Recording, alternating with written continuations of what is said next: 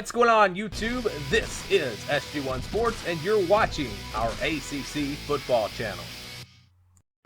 Georgia Tech had a pretty tough schedule in 2019. They had to play Georgia, of course, the non-conference, their rival. They also played Temple and South Florida, two decent group of 5 teams. Lost to Temple, by the way, and then had to play Clemson in their cross-division, one of their cross-division matchups, of course. So it was a tough schedule for Georgia Tech compared to some of the other teams in the ACC. Let's look at the 2020 schedule, and bad news for Georgia Tech is it's even tougher.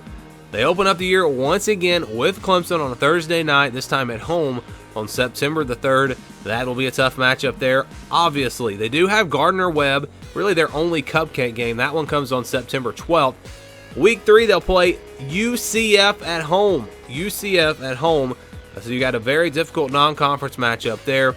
On the 26th of September, they'll go on the road to play North Carolina, and then follow that up on October 3rd with a road game against Virginia Tech. So maybe the top 2 teams in the Coastal Division, they will play back-to-back. So a very difficult start to the schedule, with the exception of the Gardner-Webb game. The rest of those games are going to be really tough. And they get a bye week after Virginia Tech, a much-needed bye week after that stretch. They'll play Virginia on October 17th at home, and then on October 24th, they go on the road to play Pittsburgh. October 31st, Halloween, they'll go on the road to play Syracuse. So back-to-back road games again there for Georgia Tech. On November 7th, they get Duke at home, and then on November 14th, they get Notre Dame at home. So you're talking about playing Notre Dame, UCF, and of course Georgia, who they always play in the non-conference. That is a very tough non-conference schedule. Might be the toughest in the country. We'll be comparing these and see. But yeah, that is a very, very tough non-conference schedule. Miami on November 21st at home, and then, like I said, Georgia, of course, who they play every year. On November 28th, that game will be on the road this year. So yes, very difficult schedule for Georgia Tech. You've got the 2 top teams once again in the Coastal on the road. You got to play Clemson out of the Atlantic Division. Brutal non-conference schedule. This team, I think, is going to be improved this year, but because of this schedule, you have to wonder how much better can their record really be. I mean, there's just not any gimme wins here besides Gardner-Webb. I mean, they're probably going to be underdogs in most of these games. You know, Syracuse may be winnable. Duke is maybe winnable. Virginia, we'll see what they have coming back. But this is going to be very tough for Georgia Tech just to get to a bowl game, in my opinion, with this schedule.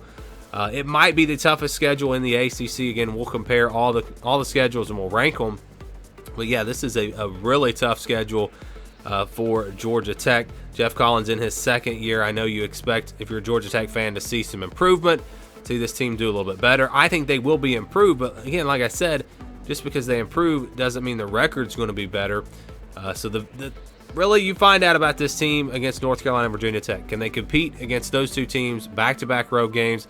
Even if they don't win those games, if they just compete, if those games are close, then you know this Georgia Tech program has come a long way. The team has come a long way, and they're back to kind of getting out of the basement of the ACC. But if they go into those 2 games and they get blown out by 20 points and they just lost to UCF, it's going to be very tough to be optimistic the rest of the season for Georgia Tech.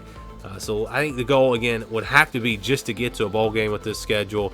And if they can do that, I think Georgia Tech fans should be very, very happy in 2020.